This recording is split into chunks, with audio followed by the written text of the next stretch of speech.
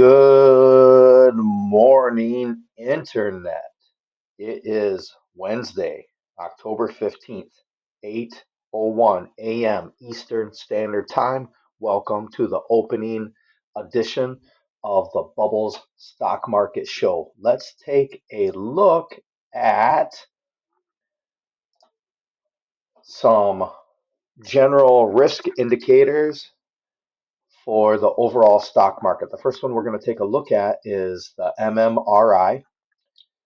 And we see the MMRI as for the 14th to the 10th has moved down a little bit. See here on the 10th, it was at 249. And on the 14th, as of yesterday, 247. Moved down just a little bit. Just a little bit. Not sure if that overall makes a big difference, but this overall makes a big difference. Back here from August area over here. July, we're up here closer to 275. Now we're down here closer to 250. So this is helpful when the stock market is having a pullback, stuff like this, to take a look at the MMRI and to see what's going on. If the MMRI, it's kind of been going up and down, but overall been going down. If that's going down while the stock market's going down, that's less concerning as if this is going up when the stock market's going down. So it's just something to take a look at. Now, the Buffett Indicator, kind of looking at whether stocks are expensive to other options in the investing world. And when this is close to 100 or over 100, you could say things are looking a little more on the expensive side versus some other investments. What does that mean? Does that mean run away from the stock market? Does that mean stay away? No. Does that mean be selective and be strategic? Probably. Unemployment rate still has not been updated. We got a lagging unemployment here. And if you say, well, it's because of the government shutdown, man, this has been lagging before the government was ever shut down. So with that government shutdown, what's are the passive flows going to slow down and come into the stock market? I don't know. I don't know how much of a government shutdown is really shut down and how much of it is hyped up talking points. I don't know. I really don't know. Now we have not the easiest thing for me to read at the moment, but at least I have something consistent to look at. Barchart.com, looking at the put to call ratio, trying to figure out where it is in here. And just let's see. So let's take a look in case days to expiration. We got 1 day to expiration. Let's go out here to 30 days to expiration. Looks like the put to call ratio. I'm not sure what this OI is. Online interface. No, I don't think that's what it is. Open interest. It's probably open interest. But let's see. Maybe right around 1. I'll have to recheck my armor class to remember exactly what number the put to call ratio. They have a variety of things in this class. I tried to look for the actual spot for you to purchase it, but I didn't see it. Any of these, in my opinion, are really good, but taking the armor class has really got me looking at risk in a different way. This one's not on there. I don't think this one's on there. These were ones I was looking at before I thoroughly went through the armor class, but I see that I can add them. So this is really coloring a lot of what's going on. So if you want to check that out, go for it. And let's look over here at 1 day, 1 month from left to right, 1 day each candle. And here, these 4 are the stock indices, and we see overall that this current candle of the futures moving up really well in the Russell, but moving up pretty well in all the other indices. So slowly repairing this damage. This was a good sign if you want upward movement. This long wick of yesterday's candle, that was a good sign. When you see a long wick to whatever side it's on, in this case the bottom, that means that prices set selling pressure pushed prices all the way down here, but buying pressure rallied them up on all four of them. And the VIX futures is sort of finding a little bit of stability in the middle of this big candle here, so right in there. Oil still kind of in the bottom of its downward range. Bitcoin is same thing with this long candle. We'll see it's going the opposite direction right now. Maybe that'll help getting some BTCI at a cheap price. Silver kind of continuing to push up. Same thing with gold, and we got the Dixie. And the Dixie dollar moving down just a little bit at the moment. And let's look at how the MAG 7 really quickly. How did the MAG 7 end yesterday? We'll open up each of these. All right, so Apple at the bottom of, definitely in the bottom 50% of this big drop. And you see it's kind of dealing with this 9-day moving average here, or actually on this, it's a 4-day moving average. Dealing with this 4-day moving average, looks like it ran up there and having some price congestion right in this area. So, but still, upward trend is still in place to me. Amazon, almost a doji here with wide trading range, but the body super small. So prices coming in right here, right above this 200-day moving average, and right at the bottom of the support resistance area, right in here, hanging in there. And a bit of the same thing for Microsoft, even to the point of this 4-day moving average. Over here at NVIDIA, not continuing an upward trend at the moment. I would say, if anything, it's really firming up a sideways trend. We're down here in this price range and pretty much equal with this sideways moving 200-day moving average. So NVIDIA is not really, at the moment of yesterday, at the past moment of yesterday, was not gaining back bullish momentum, was kind of solidifying sideways movement. And then Netflix kind of got the same thing going on, including this 4-day moving average, dealing with that. Meta, sort of the same thing, got us looking sideways. Google is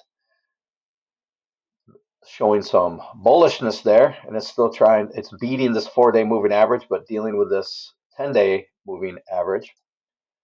All right, so we got through the whole MAG 7. Overall, we got up and up on 2, but we still have 5 going sideways, and wouldn't doubt it if it's going to be slow to move either direction, up or down, and maybe there'll be a lot of volatility, but I wouldn't be surprised if we're going to continue to see some more sideways movement. In that case, don't be surprised for anything. There's only 3 ways it could go: up, down, or sideways. If it goes a third, like a 7th direction, or if it goes something other than up, down, or sideways, maybe we should be surprised. But up, down, or sideways, neither of those directions should surprise us. Let's go through really quickly and look at a big picture of the stock market. 1 year, 1 day. So 1 year from left to right, each candle representing 1 day.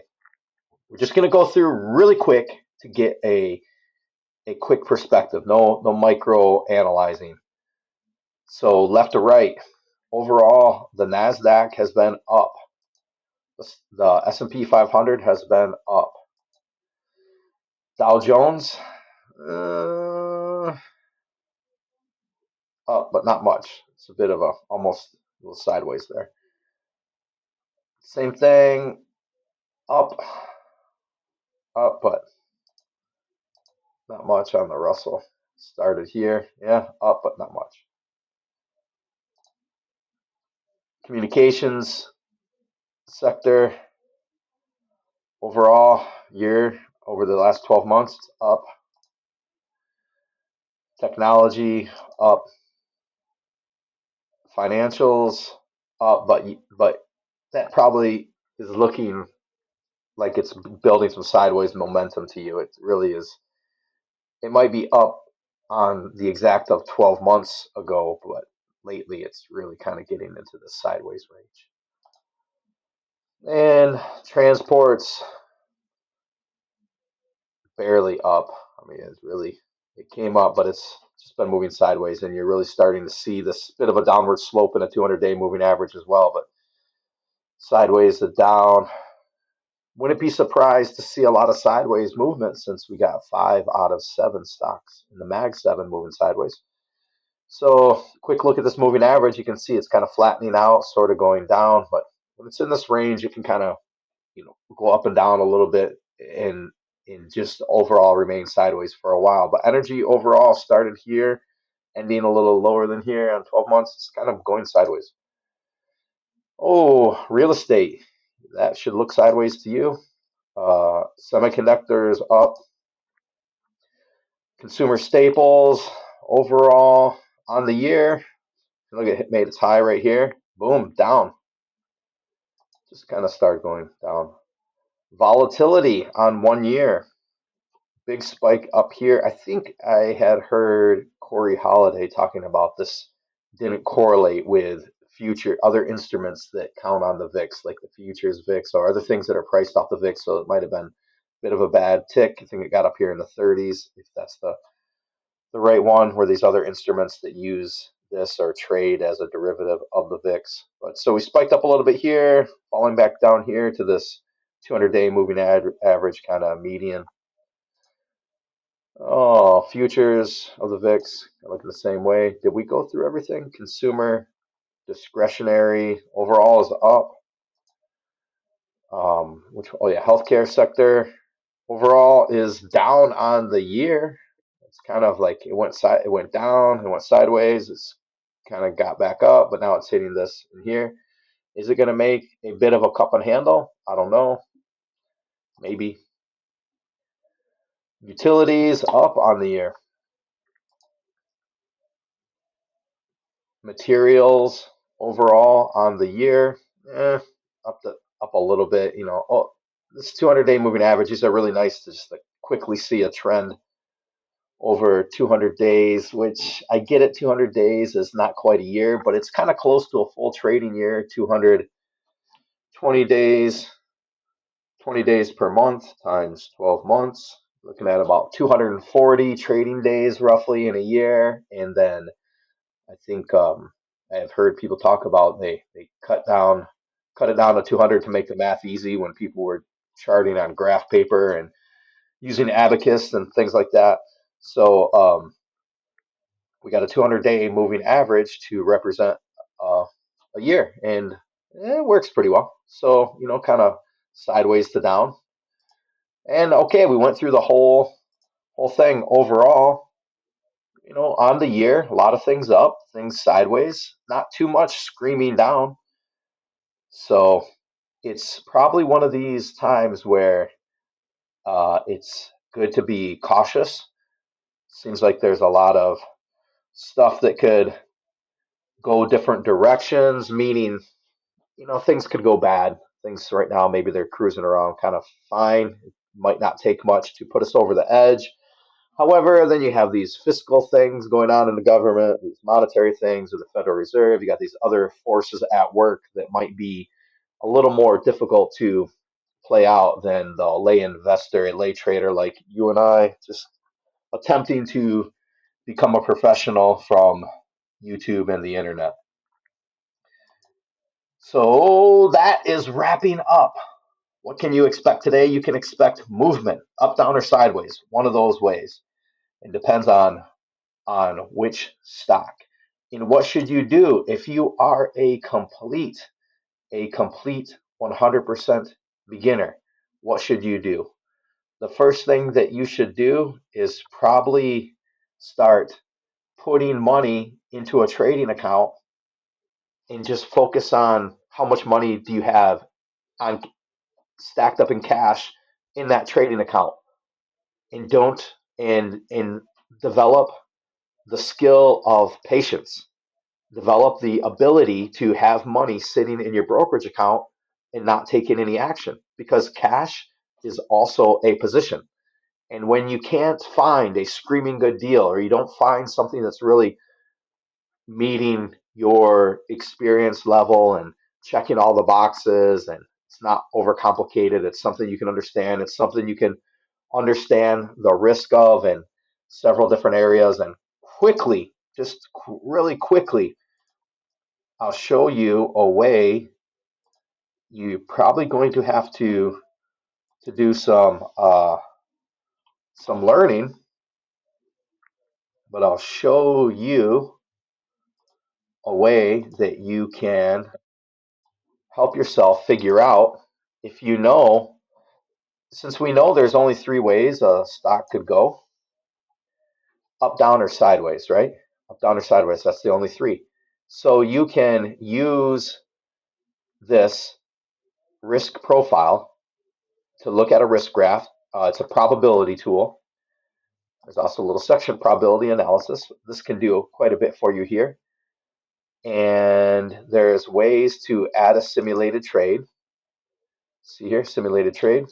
So any trade that you're thinking about, it's good to put it in the risk profile, even if you don't fully know how to use the risk profile. This is how you'll learn.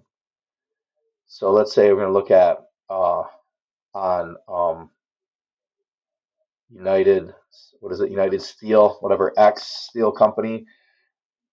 This is not something I'm personally looking at myself. I just randomly picked X. Let's say if you wanted to sell a cash secured put option with this 2 delta down here at the $440 strike price, you got a little, almost 3% chance of it expiring in the money. So high probability of you just collecting whatever. What's the mid? What's the mid of this? Let's say maybe you can get $7. I know it's not anything exciting. Let me get this calendar one out of here. It's not about it being exciting. It's just about quickly putting a trade on here.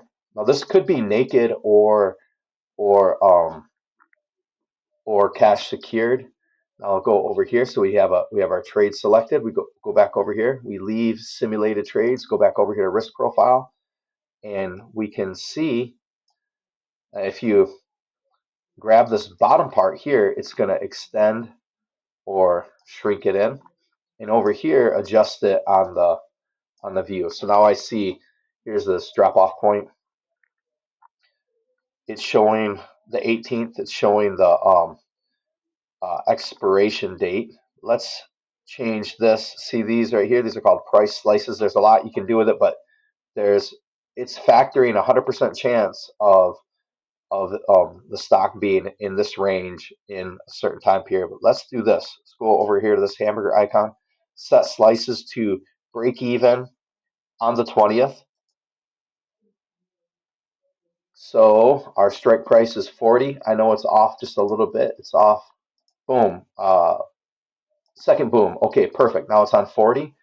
Look at this. It's showing, by this statistical analysis, it's showing 100% probability of expiring worthless, 0% chance of expiring in the money at all, just on this. There's other ways to look at it, but this is something to get familiar with. If I go longer, if I get long-winded here, then I'm not showing you something really quick on the risk profile. So play with that, start learning how to use the risk profile, and you guys have a fantastic trading day. Aloha.